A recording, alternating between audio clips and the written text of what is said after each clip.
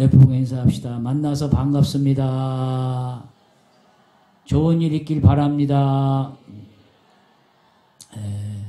왜 제가 좋은 일 있기를 바랍니다 그랬냐면 오늘 제목이 갈수록 좋은 교회.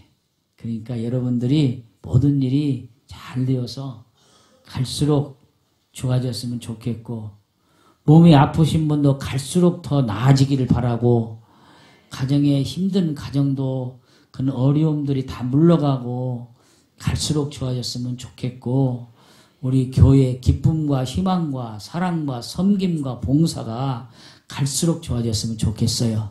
그런 일 있기를 축원합니다. 러시아의 소설가 가운데 도스토옙스키가 있습니다. 이분은 이렇게 말했습니다. 만일 이 땅에 하나님이 존재하지 않는다고 믿는다면 사람들은 못할 짓이 없다. 하나님이 없다고 생각하기 때문에 별짓을 다 한다 하고 그렇게 말을 했습니다. 오늘 소아시아 7교회 가운데서 4번째 두아데르의 교회인데, 우리 장로님 기도하신 것처럼 두아데르의 교회에 찾아오신 주님께서 우리에게 강력한 도전을 주십니다. 오늘 두아데르의 교회에 찾아오신 주님은 어떤 모습으로 나왔냐면 불꽃 같은 눈으로 지켜보시는 주님으로 나와 있습니다. 그리고 빛난 주석 같은 분이라고 나왔어요. 자, 요한계시장 18절 우리 김현수 집사 읽은 거 한번 처음 읽어보겠어요. 시작. 두아데르 교회의 사자에게 편지하라. 그 눈이 불꽃 같고 그 발이 빛난 주석과 같은 하나님의 아들이 이르시되 그랬습니다. 여러분, 이 땅에 아무리 믿는 사람들이 많아도 변하지 않는 이유가 있다면 그것은 우리를 불꽃 같은 눈으로 지켜보시는 하나님을, 주님을 전혀 의식하지 않기 때문입니다. 하나님께서 우리의 모습을 불꽃 같은 눈으로 보시고 우리의 모든 말을 들으시는 분이란 사실을 여러분이 의식하고 안다면 우리의 삶의 태도가 그럴 수가 없습니다. 정말 어떻게 살아야 하는 것을 우리는 분명히 이야기합니다. 종종 사람들이 믿음에 대한 이야기를 하고 행함에 대한 이야기를 합니다. 믿음의 문제와 행위의 문제에 대해서 하는데 오늘 많은 사람들이 믿음과 행위를 따로 생각하는 경우들이 많이 있습니다. 어떤 분 참 믿음이 좋다 그렇게 이야기하는데 어떤 믿음이 좋은 것인가 한번 생각을 해보는데, 행위가 따르지 않는 믿음은 좋은 믿음이 아니고 주님이 보시기에 합당한 믿음이 아닌 것입니다. 저는 요즘에 정치하는 사람들을 보면서 그런 생각을 했습니다. 그 사람들은 그렇게 쉽게 말을 잘하는데 또 쉽게 말을 바꾸고 그 말에 쉽게 넘어가는 국민들이 많이 있다는 것입니다. 그렇게 약속하고 그렇게 말했는데 왜 이제 그걸 지키지 않습니까? 그러면 지금은 상황이 달라졌다고 하고 또 그저 좋은 게 좋은 거 아니냐고 이렇게 이야기하는 경우들이 많이 있습니다. 그분들이 불꽃 같은 눈으로 바라보시는 하나님을 의식한다면 그렇게 말할 수 없고 그렇게 행동할 수가 없을 것입니다. 오늘 7개 소아시아 교회 중에 두아데르 교회를 향한 예수님의 칭찬이 가장 따뜻하고 또 거기에 합당한 또 책망도 있는 것이죠. 무섭습니다. 아마도 그들의 믿음이 있다고 하면서 지켰던 행동들이 그럴듯하게 보였을지 모르지만은 불꽃 같은 눈으로 바라보시는 주님 앞에 그 모습이 적나라하게 드러나고 심판을 받게 될 것이라는 것입니다. 불꽃 같은이란 이 표현은 23절에 심판과 연결되었습니다. 자, 요한계시록 2장 23절을 같이 읽어봅니다. 시작. 또 내가 사망으로 그의 자녀를 죽이리니 모든 교회가 나는 사람의 뜻과 마음을 살피는 자인 줄 알지라. 내가 너의 각 사람의 행위대로 갚아주리라. 하나님은 그 사람의 행위대로 갚아주신다는 거예요. 이 사랑의 하나님이신데 무슨 또 행위대로 갚아주신다고 이렇게 말할까?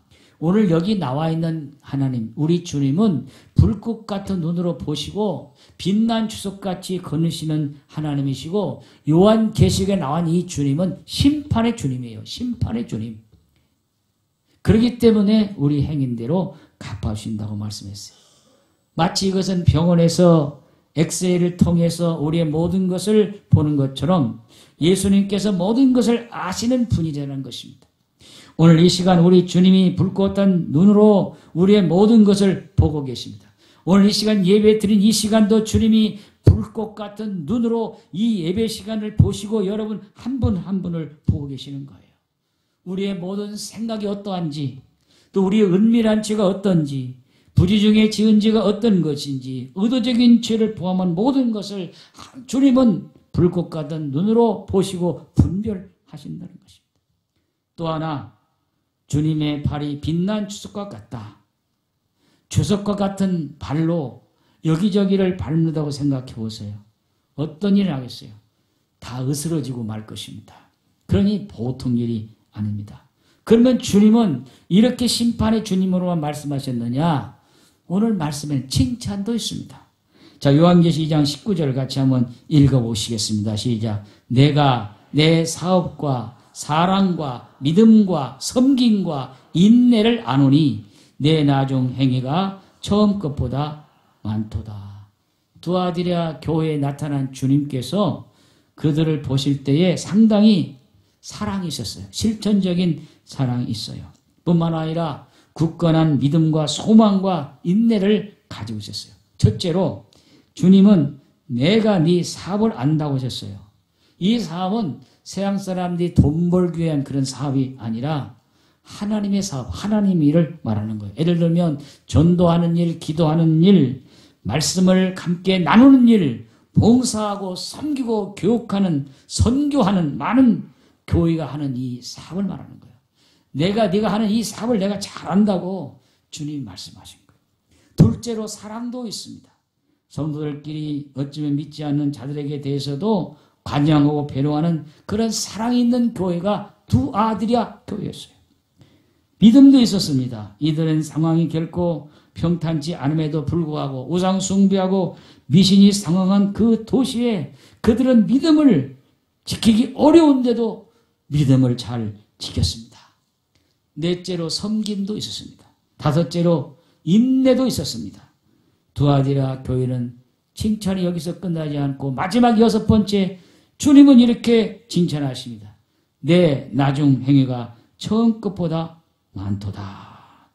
옛날에 예배소 교회를 생각해보면 첫 번째 교회. 이 교회는 진리의 선 교회여 이단도 다 몰아낸 교회인데 이 교회는 주님이 책망을 받을 때 첫사랑을 잃어버렸다고 했어요. 이게 처음은 잘했는데 예배소 교회는 가면서 사랑을 잃어버린 그런 교회였어요. 그런데 오늘 두아디라 교회는 오히려 반대로 점점점 나아져가는 그런 교회, 칭찬받은 교회예요. 두아디라 교회는 끝이 좋은 교회였습니다. 가면 갈수록 처음보다 더 좋은 교회였습니다. 가면 갈수록 더 좋은, 더 잘하는 교회였습니다. 환난과 고난과 핍박에 몰아치는 형편에서도 우상 숭배 미신이 성행하는 그 도시에 살면서도 시간이 가면 갈수록 더 예수를 잘 믿고 믿음을 지키는 교회였습니다. 우리 동일교회가 처음보다 나중이 더 좋아지기를 바랍니다. 우리 모든 성도의 처음보다 나중이 더 잘되기를 바랍니다. 가면 갈수록 좋은 교육, 갈수록 더 좋은 성도들이 되는 축복이, 그걸 누리는 축복이 우리 모든 성도들이 있기를 축복합니다. 고속도로 이렇게 가다가 급하면은 화장실을 가요. 저는 여자 화장실을 안 들어가 갖고 여자 화장실 앞에 뭐라고 써 있는지는 모르는데 남자 화장실 소명기 앞에 보면 이렇게 써 있습니다. 아름다운 사람은 머문 자리도 아름답습니다. 이렇게 써 있어요. 이게 무슨 의미입니까? 남자들이 소변을 잘 보고 뒤처리 잘 안 하는 거예요. 깔끔하게. 그렇게 좀 표현을 했어요. 요즘에는 말 표현도 그냥 직설적으로 하지 않고 이렇게 하는 거예요. 예를 들면 선전하는 사람이 또박 낙엽을 밟고 끓어가는 소리. 이 소리는 무슨 소리일까요? 무슨 곳에 구두 소리입니다. 그러면서 제가 어떤 걸 될 수는 없잖아요. 구두 선전을 하는 거예요. 그러니까 요즘에는 다 이렇게 시적으로 이런 걸 이렇게 표현을 해가지고 이렇게 선전하는 것처럼 화장실에도 그렇게 좀 써서 왔어요. 자, 우리가 믿음 생활하면서 정말 우리가 머물렀던 자리도 아름다워야 되고 뒤처리도 깔끔해야 되고 모든 것이 좋아야 돼요. 이 말은 우리 교회 모든 성도들이 갈수록 좋아져 가지고 우리를 통해서 많은 선한 영향력을 끼쳐서 우리를 통해 많은 사람들이 예수 믿고 믿음 안에 살아야 된다는 그런 말씀이에요. 그럴 때 하나님의 역사가 일어나고 그럴 때 교회가 활기어나고 그럴 때 많은 사람들에게 칭찬받는 되는 거예요. 오늘 한국교회가 정말 지탄받고 특별히 큰 교회일수록 요즘에 정말 얼마나 많은 그런 일이 일어납니까? 혹시 우리 교회도 거기에 속할지 모르겠습니다만은 다 우리의 공동체적인 책임 아니겠습니까? 그렇기 때문에 오늘 세상에 영향력을 끼치지 못해. 제가 지난주에 설교했지만 아무리 큰 물고기라도 죽은 고기는 아무 힘이 없고 영향이 없어요. 작은 피레미 같은 그런 물고기라도 생명력 있는 피레미는 물을 거슬러 올라가는 것이고 그 살아있는 생명력을 통해 큰일하는 거예요. 크고 작은 것이 중요한 것이 아니라 우리가 살아있느냐 죽었느냐, 우리가 정말 영향을 끼칠 수 있는 그런 믿음이 있느냐 없느냐, 이게 중요한 거예요. 한국교회가 아무리 거대한 성장한 교회가 되었을지라도 죽은 교회가 되어버린다면 아무런 영향력이 없어요. 지극히 작은 곳에서라도 살아있는 생명력이 있는 주님의 능력 가운데 있는 그런 교회를 통해서 하나님은 역사는 일으키는 줄로 믿습니다. 갈수록 좋아지는 교회, 갈수록 더 좋은 교회가 두 아들이야 교회였고 오늘 우리 동일교회가 그런 데 되기를 축원합니다. 그런데 또 책망이 있어요. 책망이. 칭찬만 받은 게 아니에요. 요한계시 2장 20절 23절을 책망했는데 책망이 더 길어요. 한번 읽어봅시다. 20절부터 시작. 그러나 내게 책망할 일이 있노라. 자칫 선지자라 하는 여자 이세벨을 내가 용납함이니 그가 내 종들을 가르쳐 꿰어 행음하게 하고 우상의 제물을 먹게 하는도다. 또 내가 그에게 회개할 기회를 주었으되 자기 음행을 회개하고자 하지 아니하는도다. 볼지어다 내가 그를 침상에 던질 터이요 또 그와 더불어 간음하는 자들도 만일 그를 회개하지 아니하면 큰 환난 가운데 던지고 또 내가 사망으로 그의 자녀를 죽이리니 모든 교회가 나는 사람의 뜻과 마음을 살피는 자인 줄 알지라. 내가 너희 각 사람의 행위대로 갚아주리라. 앞에 나와 있는 것도 행위대로 갚아주리라 그랬고 오늘 뒤쪽에 있는 것도 마지막은 내 행위대로 갚아주리라고 그렇게 말씀하고 있습니다.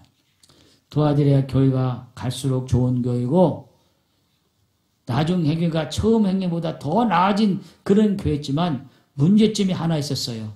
그건 뭐냐면 거룩함을 상실한 교회라는 것입니다. 아마도 교회 주변의 환경 때문에 여러 가지 거룩함을 상실할 수밖에 없을지도 모르겠습니다. 그러나 그럼에도 불구하고 도아들의 교회가 무섭게 질책을 받아야 하는 이유는 그런 환경과 조건 가운데서 교회가 지켜내야 될 홀리니스, 거룩함을 훼손당했다는 겁니다. 오늘 사탄의 가장 큰 무기는 여러 가지 있지만 교회를 통해 성도들을 통해 어떻게 하면 거룩함을 빼앗아갈까, 거룩함을 훼손할까 하는 것이 사탄의 전략입니다. 미국에서 샌프란시스코에서 달라스로 가는 비행기가 있었습니다. 실제적인 얘기. 비행기 안에 여러 사람들이 많이 타고 있었는데 어느 부인 곁에 턱수염을 기른 젊은 청년이 옆에 타고 있었습니다. 그래서 한참 가다가 이제 때가 되어서 기내 식사가 나왔습니다. 그래서 청년과 함께 음식을 먹어야 되는데 이 청년 음식이 나왔는데 거절해요. 먹지 않아요. 그래서 옆자리 부인이 청년이 왜 음식을 거절하는가, 혹시 속이 탈이 났는가, 왜 그런가 하고 청년에게 물었습니다. 청년 속이 좀 불편해요? 왜 밥을 안 먹어요? 그렇게 물으니까 그 청년이 이렇게 말했어요. 나 지금 금식하고 있습니다. 내가 화요일하고 금요일날은 금식하는데 금식하는 날이 돼서 밥을 안 먹습니다. 금식합니다. 그런 거예요. 속이 안 좋아서 안 먹는 게 아니라 금식한다는 거예요. 그래서 이분도 교회 다니는 여자분인데 야 청년이 금식을 하고 참 보통 신앙이 아니구나. 그래가지고 청년을 칭찬하면서 청년에게 물었어요. 무엇 때문에 금식하느냐고. 금식하는 이유가 있을 거 아니냐고. 제복이 있을 것이냐고 물어봤어요. 그랬더니 이 청년이 대답을 이렇게 했습니다. 나는 사탄을 숭배하는 숭배자입니다. 사탄 숭배자인데 내가 미국에 있는 목회자들과 교회와 크리스찬 가정을 파괴하기 위해서 내가 화요일과 금요일 날은 날을 정하고 금식합니다. 그렇게 말을 했대요. 그러니까 이분이 그냥 깜짝 놀라가지고 그냥 금식이 아니라 사탄을 강하게 하기 위해서 지금 금식하는구나. 사탄한테 지금 기도하는 거예요. 금식하면서. 그래서 미국 교회를 넘어뜨리고 목회자를 넘어뜨리고 미국 교회를 파괴하기 위해서 지금 그렇게 금식하고 있는 거야. 놀래가지고 나는 기독교인데 예수 믿는 사람인데 나는 금식도 하지 못하고 있는데 이 사람은 사탄 숭배자가 금식 기도하는데 나는 정말 예수 믿는 사람인데 금식도 하지 못하고 기도했구나. 큰 충격을 받았대요. 그래가지고 이 집사님도 자기네 교회 가서 기도하면서 미국 교회를 위해 미국이 사탄에 의해 무너지지 않도록 미국 교회가 파괴되지 않도록 미국의 목회자들이 넘어지지 않도록 위기한 집사님도 금식하면서 기도했다고 합니다. 두아델의 교회 문제가 무엇입니까? 두아델 교회가 도덕적으로 타락했고 도시의 영향을 받아서 음행하는 교회가 되었습니다. 그래서 이 교회는 거룩함을 잃어버렸습니다. 두아델은 소아시아의 수도인 버가모에서 동남쪽으로 약 55km 떨어진 소아시아 내륙의 지역에 위치한 조그만 도시입니다. 그러나 이 도시는 알렉산더 대왕의 신하 중에 한 사람이었던 셀류커스 리카토 1세에 의해서 건설된 도시인데 그분이 그의 딸 이름이 두아디라예요. 그 자기 딸 이름을 따가지고 그 도시를 두아디라 이렇게 지은 겁니다. 두아디라는 군사도시였습니다. 그리고 상업도시였습니다. 양모, 세마포, 의류, 염료, 피혁제품, 청동제품 이런 것들을 취급하는 상업이 발달한 그런 도시였습니다. 뿐만 아니라 이곳에는 사도행전 16장 14절에 나오는 자주장사 누디아의 고향이었습니다. 이 자주장사는 옷감을 파는 분인데 자주 옷감은요 그냥 옷이 아니에요. 무척 비싼 옷이에요. 그 당시에 자주 옷을 입는 사람은 왕이나 고관들, 높은 사람들이 입는 것이에요. 그 때문에 이 자주장사 누디아는 오늘날로 말하면 패션 업계의 큰 손이고 큰 부자였어요. 그를 통해서 사도 바울이 빌립보 교회를 그 집에서 개척하고 세우게 됐는데 그 사람이 바로 누디아예요. 두아디라 출신이에요. 두아디라 도시는 산업이 발달되었기 때문에 오늘날의 노동조업적 같은 길드라고 하는 조합이 형성이 되어서 그 조합원이 되어야 취직도 되고 은행도 들어가고 그렇게 할 수 있었습니다. 이 조합은 도시의 정치, 경제, 사회에 더 나아가 종교에까지도 상당한 영향을 끼칠 정도로 막강한 힘을 가지고 있었습니다. 이 노동조합은 자체적으로 섬기는 수호신이 있었습니다. 사업의 번창을 위해 정기적으로 자기들이 섬기는 수호신에게 제사를 드렸습니다. 그리고 제사가 끝나면 제사 음식을 나누어 먹었습니다. 그리고 진탕 놀았습니다. 그리고 마지막에 여인들을 불러서 사창하는 여인들을 불러서 음행을 저질렀습니다. 오늘 본문에 등장하는 20절에 누가 나오냐? 이세벨이라는 여인이 나옵니다. 이세벨은 여인이 실명인지 아니면 그에게 등장하는 바알신과 아세라를 섬기는 숭배한 아방의 아내 이세벨인지 정확하지는 않지만 어쨌든 그런 이세벨을 용납했다고 하는 것이 오늘 말씀이에요. 여러분 이세벨이 어떤 여인이에요? 구약시대 시돈 왕의 엘바알의 딸입니다. 나중에 북이스라엘과 무역관계를 맺고 북이스라엘을 시켜봐서 아방의 왕비가 됐습니다. 이 이세벨은 자기 혼자 온 것이 아니라 오면서 그는 450명의 바알신을 섬기는 선지자와 400명의 아세라신을 섬기는 선지자를 같이 데리고 왔습니다. 그래서 오직 하나님만 섬기는 이스라엘을 혼탁하게 만들어버리고 하나님을 저버리고 바알신을 섬기도록 한 것이죠. 그리고 만약 그걸 거부하는 자가 있으면 핍박하고 죽였습니다. 이때 활동한 선지자가 유명한 누굽니까? 엘리야 선지자였습니다. 그런데 오늘 본문에 이세벨을 용납함이니 두 아들의 교회의 사랑과 수고와 인내와 믿음이 있는데도 그들은 이세벨의 행위를 용납을 했다고 하는 거예요. 그래서 두 아들에게는 그런 가운데서 교회가 어지럽고 혼탁하고 힘들었어요. 오늘날로 말하면 교회에 이단이 들어와가지고 교회를 혼탁하게 하는 거예요. 오늘날 신천지가 들어와서 교회를 혼탁하게 하고 하나님의 교회 장길자 하나님 어머니를 섬기는 그런 것들이 들어와서 교회를 힘들게 하는 것 똑같은 이세벨이 들어와서 이세벨을 용납한 그 교회가 혼탁하고 어려움이 있었다는 것입니다. 두아드리아 교회에 걸출한 믿음의 여인 자주장사 누디아가 있었음에도 불구하고 이 교회는 이세벨을 용납함으로 말미암아 매우 어려움이 있었습니다. 저는 오늘날 우리 한국 교회를 바라보게 되었습니다.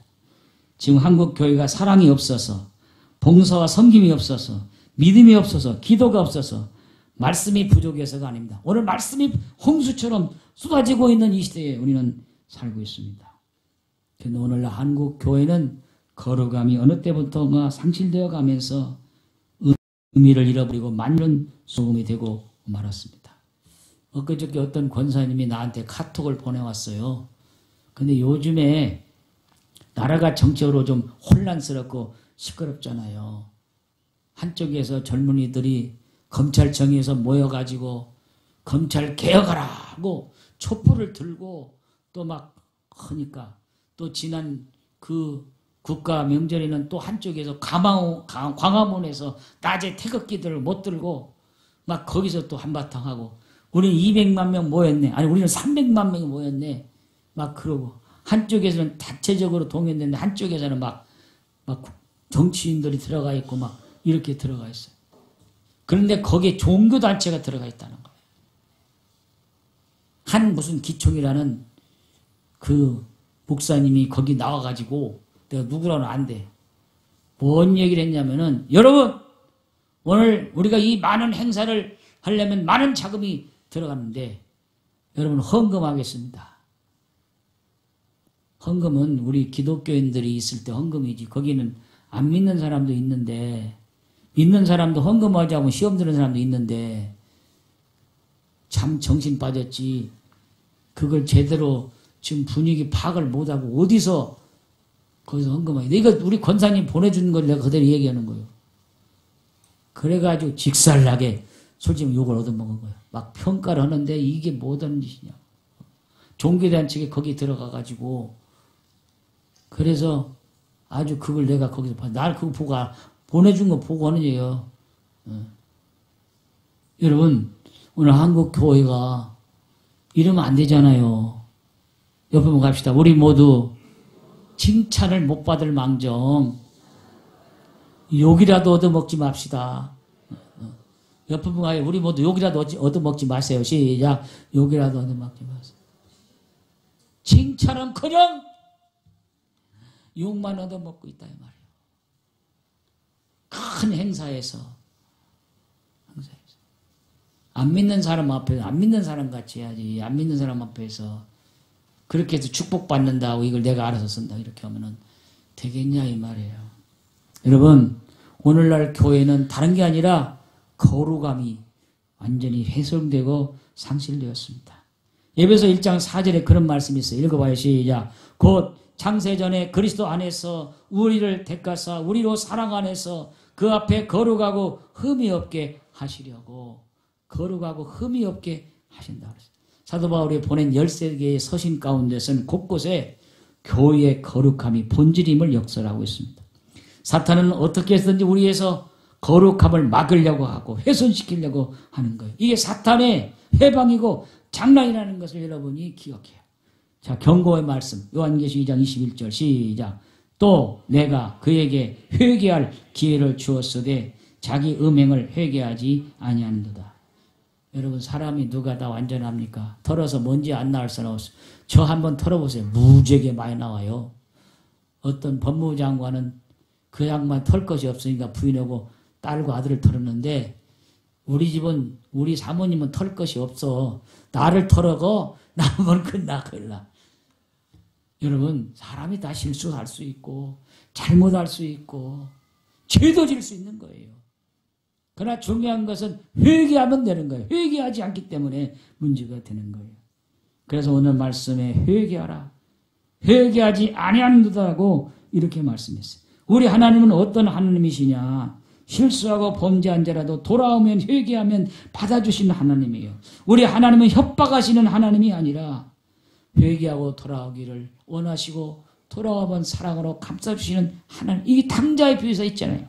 자, 베드로서 3장 9절을 같이 한번 읽어보겠습니다. 시작.